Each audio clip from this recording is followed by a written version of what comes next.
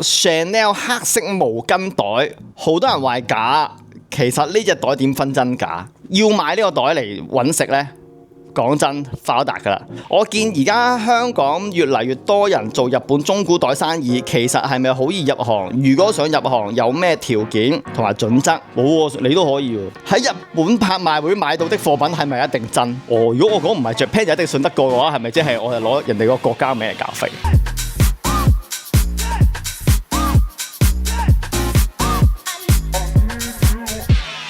大家唔好睇到我以為好似去嗰啲咧防，即係人哋咧遮住晒啲面嗰啲咧係為咗防曬嘅，但係咧其實咧係因為我已經曬傷咗咧，因為我已經曬傷咗，所以我而家先要嚟防曬，因為我唔記得自己要拍攝，俾阿 Kimi 都話咗好耐，咁所以咧你呢幾集咧你見到我同埋拍開心片咧都會咁樣嘅，不過唔緊要啦，我都唔係用樣揾食嘅，所以大家唔介意，最緊要係個內容啱唔啱你啫，係咪先？嗱，今日去到第6集啦，咁啊問題好似多少少啊。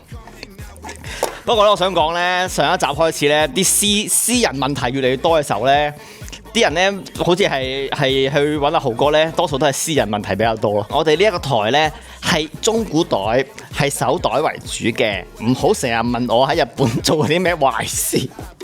OK， 好啦，咁啊第一集不過算啦，我講完嘅話可能仲嚟得多添。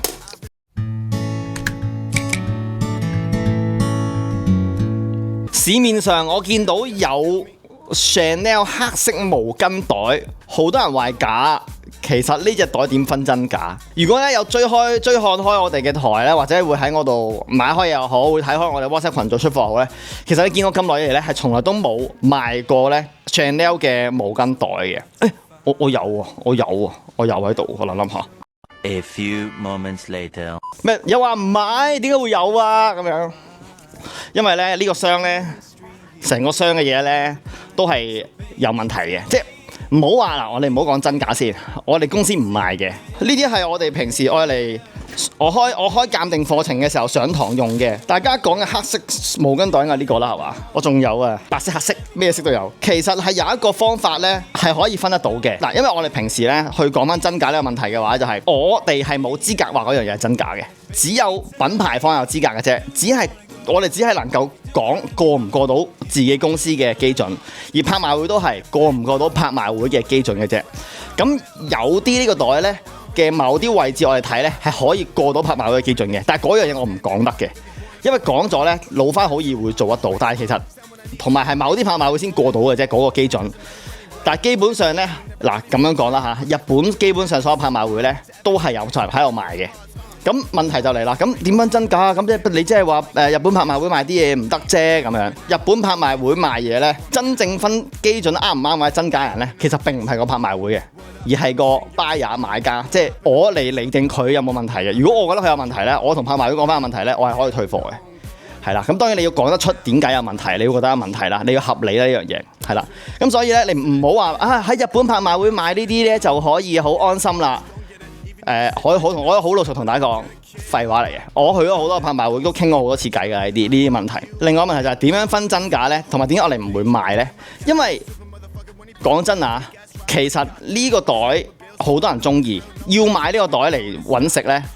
講真，發達㗎啦。因為講真嗱，呢個袋呢，我好100%同大家講，佢係呢個袋係一個有問題嘅袋嚟嘅。呢個都係，因為我係喺某網站呢，以50蚊。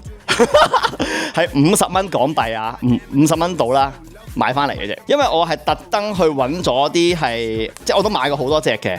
我買翻嚟咧係我嚟做教材，我要揾嚟同拍賣會同其他嘅去做一個比對嘅。咁所以其實我係有做研究嘅呢一個毛巾袋。咁所以點解我做咗咁多比對之後我都唔賣呢？係有我嘅原因嘅。咁所以如果你想要呢，你可以出去揾人買，但我哋絕對係唔會有嘅。都其實講真，我唔係好推薦大家買呢個袋。即係好老實講一句啊，呢個袋呢原本係即係。真係嘅存在嘅時候係 Chanel 嘅 VIC 買咗好多嘢嘅一個袋嚟嘅，市面上又點會有咁多呢啲袋流通呢？係咪先？嗱，即係好老實咁，但係當然我都聽過好多朋友仔講，唔緊要啦，我俾個女用嘅啫，真假都冇所謂嘅。嗱，咁嘅話就真係冇所謂嘅，但如果你真係想揾一個真嘅，我勸你唔好買，同埋我都唔會教到你點樣分真假，因為呢個袋係有啲機密嘢係唔講得嘅。咁但係講多少少啊，點解我會賣贈品袋呢？即係贈品嘅嘢我都會賣呢，但係我要知道嗰個來源係點嘅。譬如呢一個 Dior 嘅聖誕版嘅一個牛仔布款嘅一個 tote bag 啦。喺某年聖誕節嘅時候咧，係得日本同埋馬來西亞定唔知邊度咧先會有嘅，所以貨源係有限嘅。咁所以我就知道我喺邊度揾翻嚟，亦都我會知道裡面嗰啲鑑定點。咁嘅時候咧，我哋先至會敢賣咯。但係如果另外嗰個話可以收工，點解會有呢個問題啊？如果你覺得有嘢想知道多啲嘅話咧，你可以私底下揾我，我可以偷偷解釋多啲俾你嘅。我唔可以喺公開場合講太多呢個袋嘅嘢。同埋我唔推薦大家用都係咁。OK， 第二個問題來了，我見而家香港越嚟越多人做日本中古袋生意，其實係咪好易入行？如果想入行，有咩條件同埋準則？冇喎，你都可以喎。嗱，講真啦，入行冇準則嘅。我一開始幾年前啱啱入行嘅時候，我都係唔識袋嘢嘅。我係連 Chanel 同 Gucci 都會，即係 Chanel 又係咁樣兩個 C 咁樣。兩個 C 啊，擺唔到咁嘅 C 咁樣啦。Gucci 有時又係你個 G 一個 C 啊，我係嗰陣時唔識分咁樣啦，所以係冇乜準則嘅。講真就冇乜準則，即係其實即係代購啫嘛。只不過代購嘅嘢係一個中古袋啊，定係代購係一包薯片啫嘛。你代購一包薯片可以，你唔需要有一個對包薯片嘅認知嘅。咁其實反而即係你代購一個袋，其實你都可以唔需要對個袋好有認知，都可以做呢行嘅。就算你唔知咩 Chanel 咩係 LV， 你都可以代購嘅。只不過個客人信唔信你，同埋你同個客人傾偈嘅時候，客人問你問題，你識唔識回答？其實我就覺得係好簡單嘅，翻翻轉頭呢回事。咁但係你問我點樣做得好呢一行嘅話，我就可以答多啲，就係你可以去上網睇好多，即係我自己啦，譬如啦，有呢個款出冇出過，我會上網睇好多資料啊，我會上網揾好多鑑定嘅嘢去睇啊。舊款有啲冇得鑑定嘅位置，咁佢嗰個時代個設計師做過啲乜嘢？符唔符合嗰個年代嘅嘢啊？你自己有興趣可以研究好多咯。你係冇得讀書嘅，雖然我係有喺日本呢邊有搞鑑定嘅課程嘅班嘅，咁但係好老實，係咪上完堂你就一定係可以即刻入行啊？可以即刻搞掂下所有嘢啊？其實就唔得嘅，因為咧，就算你係學咗鑑定課程都好，我唔理你上邊一個地方嘅鑑定課程都好啦，我都係會同大家講就係，你只係由0變咗做1。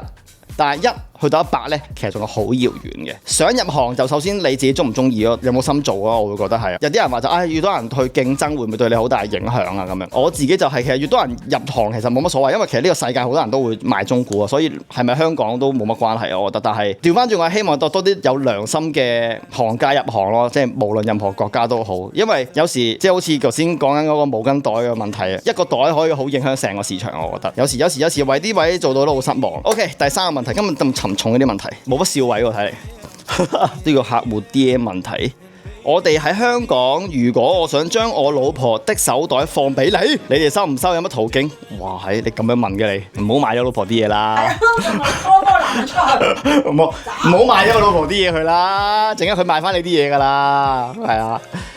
嗱，咁唔好話你老婆啲嘢啦，我當係你嘅先啦。嚴格啲嚟講，我哋係唔收嘅，係啦，我哋唔收嘅，因為咧，其實因為我哋公司喺日本啊嘛，你要賣嘢俾我咧，首先我要睇過，我要摸過，或者嗰件嘢係我賣俾你嘅，我先至會回收翻嘅。暫時嚟講嘅話就咁，同埋你仲要寄過嚟日本啊，或者我喺香港收，所以係好麻煩嘅呢個，所以我哋基本上就唔收嘅。所以如果你真係有興趣放咧，我都係建議你翻去喺香港好多地方都收袋其實。你最多咧，你可以問我啊。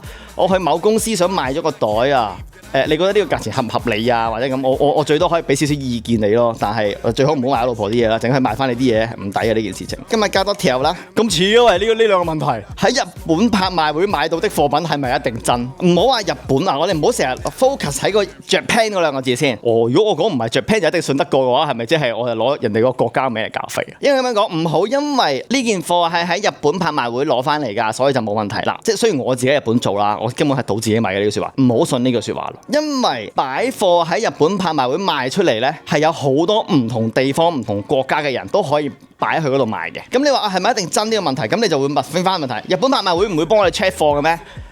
唔係好嚴格嘅咩？咁樣嗱，講真，每一個拍賣會都有佢嘅基準嘅。咁好似頭先毛巾袋一樣，好多拍賣會唔會賣呢個袋，有啲就問得唔俾賣，佢都唔會入，唔會收。但係有啲係俾收嘅，唔同基準嘅啫。佢哋收咗個袋，收咗個袋啦 ，OK， 個袋地咗啦。